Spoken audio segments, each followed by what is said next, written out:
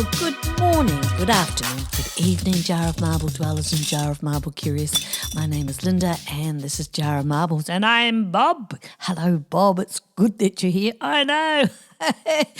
Hello. Welcome. This week I wanted to talk a little bit about finding your way. I've been listening and reading thought leaders, authors, inventors, outside of the box thinkers for a long time. How long? Consciously around 15 years, I can say. I've always been sort of curious and a little bit motivated to understand how other people think and how they arrived at those opinions, their experiences, people I admire. Why do you think it's been the last 15 years? Well, I think my children got older and I had time to consider then many things I'm interested in or discover things that I didn't know I was interested in on a deeper level. Oh, good. Thanks for that. Shut up, Bob. I know many of us can be interested in many subjects and that can become a bit congested because one great subject can lead to the asking of many more questions as you venture deeper. I love that. I don't know about you, but I absolutely love that. I don't. Well, good on you, Bob. And one of those big inquiries can be about finding your way and how to and what is your why. We have to know why we are doing what we are doing. Thanks for that, Captain Obvious. Shut up, Bob. Okay.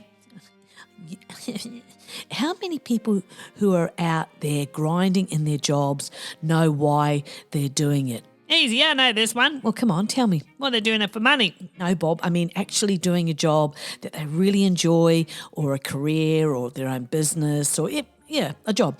And it's a good fit and they're truly in their element. So it could be said that your why is not your what. Yeah, here we go. Your what is what you do. And your why is the reason that you do it? Yes, Bob. Well, I'll go back to dough for money. In this instance, I'm talking about going a little deeper and asking yourself, why are you doing the job, for example, or what you, hopefully it is your choice and not what others think you should do, or what you are studying, say, at university. That left brain logic is not always helpful in allowing some movement in choices, allowing your intuition to speak to you, and you need to be listening to your intuition and then take some action towards trusting the process. Oh, you lost me on allowing my intuition to speak to me. Seems a lot, doesn't it? Well, yeah, it does, yeah. We are not raised to consider what we really want to do. Maybe more people are doing it now, but back in my day, it was highly unusual. So we weren't raised to consider that or actually be in a safe enough place to consider what would really suit your personality, because let's face it, when we were getting asked at 15 what you want to do when you grow up, it would be a very rare person that would actually know that. And I know those people do exist, and I wasn't one of them, and I still don't really know. To find something that suits your personality and something that actually makes you really happy. That whole obligatory, get a job, bring in some money before you're anywhere close enough to know what would actually be a great place to start. I'm yet to work out for my next phase what I'd like to do. I figure I've got another, say, 30 years left. That's a bit generous. Well, so I am planning on reaching 100. Well, 30 years you'll be what, 103? Well, nearly, I will. That's if you're not run over by a truck. Correct, Bob. Here you get flattened by a coconut. All going well, Bob, yes. Or die laughing. Well, yeah, that too. Or if a turtle falls on your head after being dropped by a passing eagle who thought your head was a nest. I got it, Bob. Something I do enjoy about life when any of us make a discovery through making a mistake or, doing something by chance and it leads to something beneficial. What do you mean? Well, say when I was in the food industry, the cafe game, I made mistakes in my food prep and they turned out to be a success in the shop. Oh, yeah, okay. Which in turn then led me to try things that were not in my toolbox at the time and became more experimental. I reckon that was when I developed what's the worst that could happen? Poison someone? No, Bob, I'd try anything I'd created myself first, so no one was poison. Yeah, okay. There were recipes I didn't like, but I knew my taste, so that didn't stop me from serving food that others really enjoyed. For example? Curried egg sandwiches. Oh no, that's not for me either. No, but others loved it and I couldn't afford as a cafe owner to not have that on offer. Yeah, okay. The old trial and error nugget, giving yourself the space to try new things. everyone has the same why as you. We've all got to earn a quid, bills to pay, holidays to have, shoes, handbags, staples. But what if there was something else you'd like to do? Maybe you can't do it right now. But what could you do as a plan for the future? What side course could you do? Could you volunteer now and then, get some experience? There's still space for those possibilities and will always be. And the reason that there is space is because there was and is forevermore a handful of people who just give shit a go. You said shit. I did, Bob. I have my eye on a couple of possibilities in the future, and when I'm ready to spring, it's going to be fun to put myself out there. And not do the podcast. I'll always do that, Bob. This is pure fun for me. So, this will always be my fun hobby. Oh, goody. Note to self, don't ask questions. I encourage the asking of questions, Bob. You note to self, scrap last note, ask questions. #finding your way. I was contemplating what could stop us from finding our way. And let's face it, later in life, as in late 50s and beyond, and if you're asking that question, it could be for a number of reasons. But let's just say it's because life has changed in a big way and it has left you feeling maybe that you've lost your way. Which simply means you can start the journey of finding a new path. And I say, how blooming exciting. Oh, yes, I reckon that may mean the undoing of a life that no longer applies anymore. Hey, why do ducks have feathers? To cover their butt cracks. Yeah, it's not bad, Bob. Hey, a skeleton walks into a bar and says to the barman, I'd like a beer and a mop, please. Good one, Bob. It is the undoing of habits that once perhaps made sense and perhaps beliefs, perhaps self-beliefs. We know life with its ebb and flow, but when mighty change hits, it can be most unsettling, moving the whole part of your world way far left. And what to do? We know in our later years with much assurance that this is just temporary. Life is temporary? Well, yes, Bob. But I'm meaning when we experience hardcore change, when life is flipped on its head. It is a temporary unbalance while we get our bearings. Oh, yes, like grief? How do you mean? The steps to get acceptance. Hold on, how's it go? You go through denial, anger, bargaining and depression. That is excellent. Yes, Bob. Yeah, I know. Yeah, you've got to be willing to feel it through. It's a willingness to accept your new reality. Life's a trip, isn't it? Oh, you've got that right, Bob. The reward of finding your way, which could also be called self-discovery. Yes, Bob. You're on a roll. No, I think you're on a roll. Oh, yeah, I'm on a roll. Ultimately, discovering a new road in life is a journey of self-discovery. It's about peeling back the layers of who we are, challenging our limitations, and uncovering our true potential. And we might be discovering a whole different potential, a whole new potential that we didn't even suspect that was there. And I think that's pretty exciting. And as we navigate this new path, we learn more about our strengths and passions and maybe gifts and talents that we may never really accepted as our own or something we're particularly good at. And then we do it and go, you know what? Pretty good at that. And for, say, a budding photographer, the journey might reveal not just a talent for capturing images, but also a love for storytelling, an appreciation for the beauty in everyday moments, and a deep-seated desire to inspire others through their work. And discovering a new road while you're finding your new way means you'll be embracing change. Life often feels like a journey down a winding road full of unexpected turns, scenic routes, and sometimes seemingly endless stretches of monotony. Oh, the monotony. Oh, the monotony. #finding your way. Occasionally we find ourselves at a crossroads faced with the daunting decision of which path to take next, whether due to a life-changing event, a long-held dream, or a persistent feeling of discontent. The moment arrives when we must choose to forge a new path. You ever been there? Oh, yeah. This decision, though it may feel and seem intimidating, marks the beginning of discovering a new road in life, one that promotes growth, transformation, and the exhilarating potential of the unknown.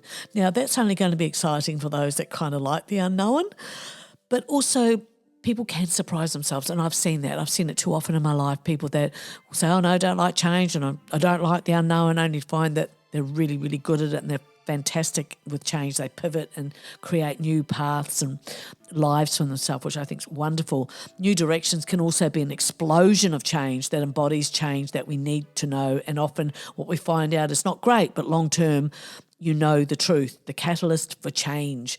Change often begins with a catalyst, doesn't it? A moment, a phone call, or a realisation that disrupts our current trajectory. This could be anything from losing a job, ending a relationship, wanting to go home, or a deep-seated yearning for something more fulfilling. For many, the catalyst often comes in the form of a personal epiphany. I remember when I learnt that word. Epiphany. Yeah. Thanks for that, Bob. Oh, you're welcome. Where the realisation dawns that the current path no longer aligns with who they are or who they wish to become. Well, that sounds scary. It's not, Bob. No, it's not, Bob. I'm telling you, it's really fantastic. For example, imagine a successful corporate lawyer who, despite their achievements, feels a growing sense of emptiness. The long hours, high stress, the constant pursuit of success no longer brings satisfaction. And one day, say, while on vacation, they find joy in capturing the beauty of the landscape. Again, I use photography as an example. And this moment of pure, unadulterated happiness becomes a catalyst for change, igniting a passion that had long been dormant. The fear and excitement of the unknown. Yeah, see, I'm not really big on the unknown, and it's not me. Well, that's all right, Bob. You can just come along for the ride. Okay, then. Choosing to step onto a new road in life is often accompanied by a mix of fear and excitement. Yeah, that sounds right. Well, it does. I mean, it wouldn't be normal if you're not, a little bit excited or both fearful and excited. The comfort of the familiar, even when it no longer serves us, can actually still be hard to leave behind.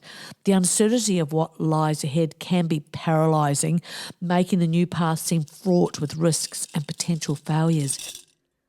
I remember when I decided I was going to move back to New Zealand, I had 3 little girls and I was going to go back to my hometown, and that happened very quickly. There was a catalyst, a friend called, and then next thing, over a matter of, it was a number of weeks, I sold my business and we went over to New Zealand. We ended up being over there for 11 months, but it was a fantastic experience, and yes, it was anxiety filled in moments because there was a lot to do, getting kids into school and getting settled. I mean, moving itself, and then having to organise your furniture to be sent over by ship and all the rest of it. But anyway, point was I was ready for the adventure. The kids thought it was fantastic, and it was filled with so much uncertainty that.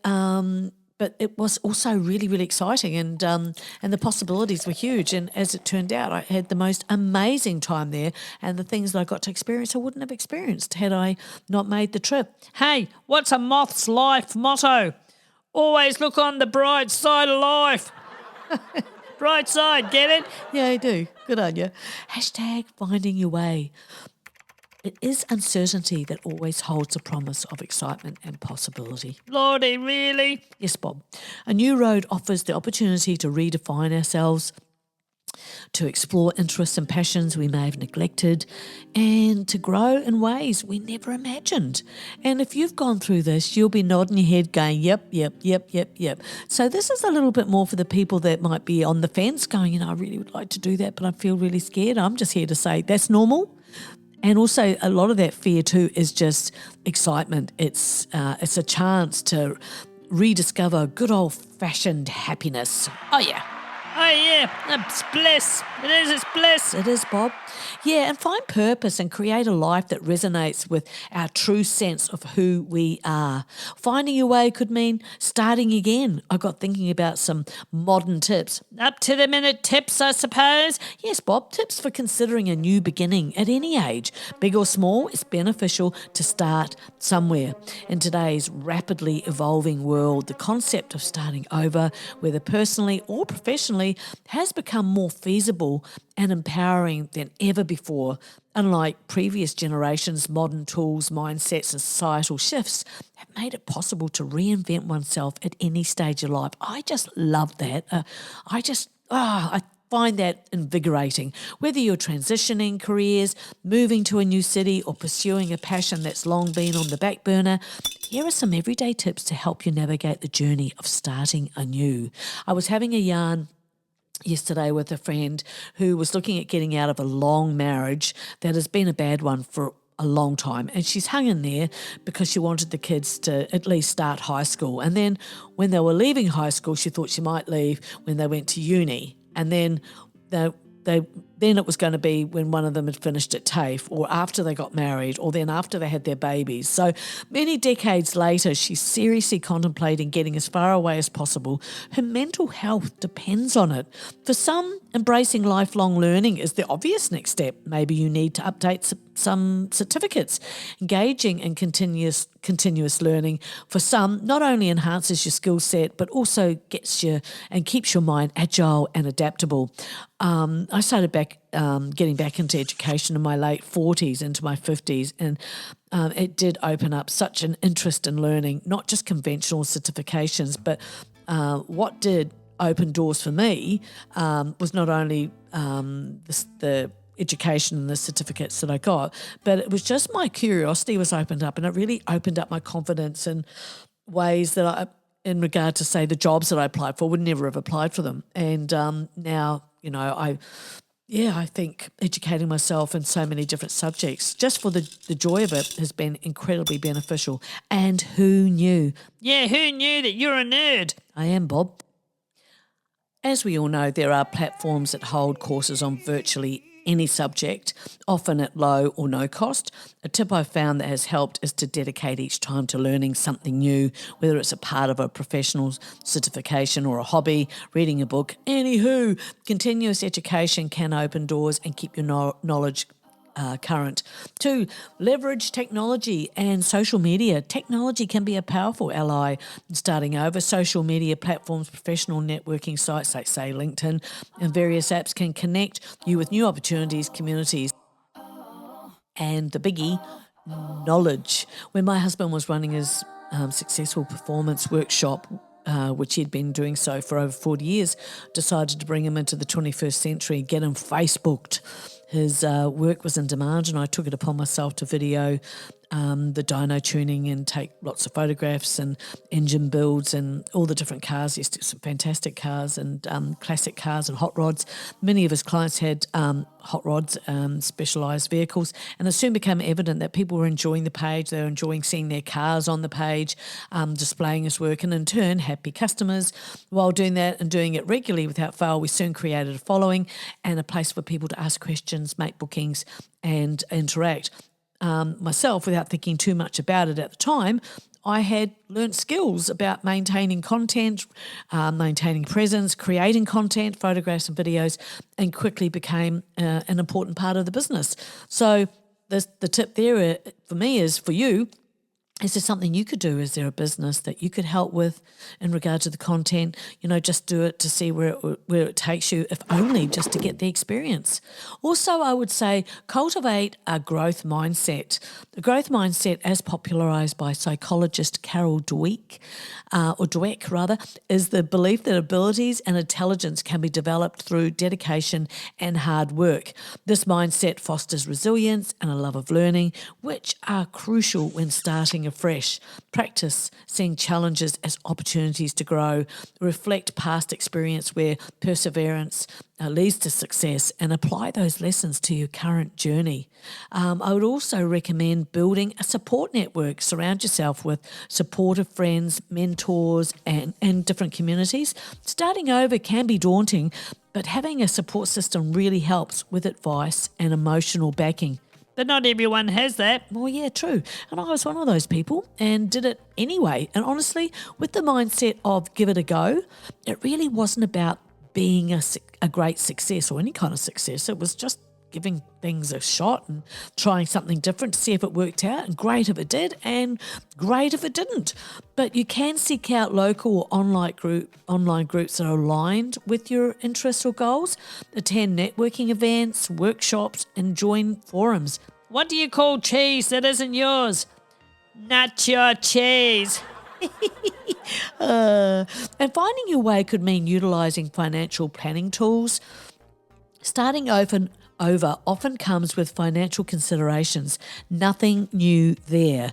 Whether it's saving for a move, it might mean actually starting to save. Many do not even have that as a habit, and such an easy one to start. Tiny amounts soon become decent stashes. A do like me, a stash of cash. You are a bit of a saver, aren't you? I am, Bob. Yeah, so whether you're selling your property, investing in education, or budgeting for a career change, having a financial plan is crucial. You know, relationships are like algebra. Have you ever looked at your ex and wondered why? I quite like that, Bob. Anyway, having a flexible approach. Godfathers, what does that mean? Well, today's world is dynamic and plans can change rapidly. Flexibility and adaptability are key to navigating new beginnings. Be open to changing your approach. So it's not a surprise. Expect to be adjusting your goals as you learn and grow. One tip I would say is to break down your goals into smaller ones, into bite-size. Great tip there, Bob. You'll be able to pivot easier. I don't mean to brag, but cashiers are always checking me out. Good on you. Anyway, focus on health and well-being. Starting over can be stressful, making it important to prioritise your physical and mental health. I've found by having regular exercise in amongst all the madness really just gives me an edge. And if nothing else, to live happily in my own head, I just feel strong, focused. I just feel good. And mindfulness practices and healthy eating certainly does boost your energy. And the old resilience. That's right, Bob. And if you can, seek professional guidance or at least someone you trust to look up to. Sometimes professional help from coaches, mentors or counsellors can really provide valuable insights. Hey, what do you call a horny square? An erectable. Good one, Bob. Jeez. You know, all this makes me feel really tired. You know, you can follow industry news. I'm just going to ignore you there. I noticed. And subscribe to relevant newsletters, participate in webinars or conferences that stay updated and informed. I have, and sometimes I have, attended them and just come out of it with just one piece of information that I didn't actually know. So that is actually a win. And this one is key. Embrace your unique journey. If you absolutely know you are finding your way, that is to say you're brimming with awareness or consciously moving to another stage of your life, you'll know that every individual's path to starting over is different. Don't make the mistake of comparing yourself to others or another. Be glad for your unique experiences and background, as they certainly contribute to your distinct perspective and value. You know, nappies and politicians have one thing in common. They should be changed regularly for the same reason. Starting anew at any age is a testament to one's courage, resilience, and commitment to your personal growth. With the plethora of modern resources and support systems available today, finding your way on a fresh path is not only possible, but can also be a deeply enriching and fulfilling experience. It's never too late to start over and create the life you envision. My girlfriend keeps accusing me of cheating. Yeah, she's starting to sound like my wife. Good one, Bob. That's bad. These suggestions integrate practical strategies with a modern twist, considering the contemporary tools and perspectives that can facilitate a smooth transition. Whether you're 25, 45 or 85, these tips are designed to empower you to take that leap towards a new beginning confidently. Hashtag finding your way. Finding new hobbies, considering a new career, new paths in order to feel relevant to yourself. I'd say if it's something that you want to do, baby, you've got to go for it. What did Spartacus say when the lion ate his wife? Nothing. He was glad he ate her. Cool, Bob. Thanks for that. Yeah. So are you planning on starting something new? I most likely will. You're You're a bit of an ideas man. I can be. Talk about ideas, Bob. It's time to get going. Surely not. Yes, Bob, the time has come, and as always, I want to thank you for joining me. And me. Yes. We love it when you come and join us. Leave us a wee comment. We will always respond. Yeah, well, you'll respond. That's right, Bob, because you're not real. Yeah. So, say g'day to the family for me. Give the budgie a light fondle, and we'll see you next time, okay? Okay then. Bye. Bye-bye.